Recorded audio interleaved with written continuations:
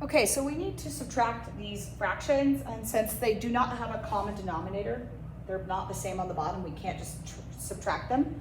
So we either want to find the least common multiple or a multiple. So one strategy would be to multiply 5 times 10, and you'd get 50, right? But that's not the least common multiple. The least common multiple, you can start with taking the big number and dividing it by the smaller number. And if you get a whole number, you know that the bigger number is your least common multiple. I'm gonna show you both methods. So I'm gonna convert them to fractions over 50 and 10, and you'll see why it ends up being the same. So 1/5, I'm gonna start with the least common. So times 2 over 2 will equal 1 times 2 over 5 times 2, which equals 2 over 10.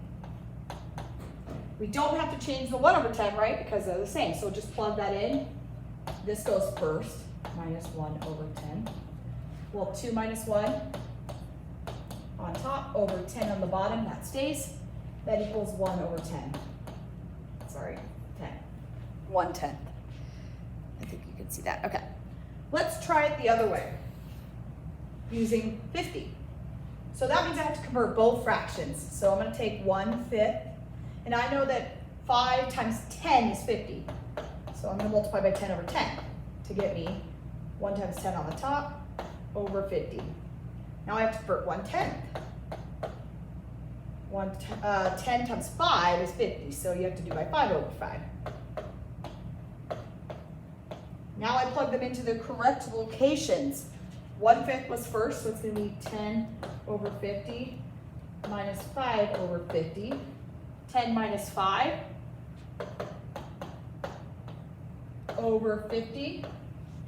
Well, 10 minus 5 equals 5 over 50. And then if I divide the top and bottom by 5 over 5 to reduce it,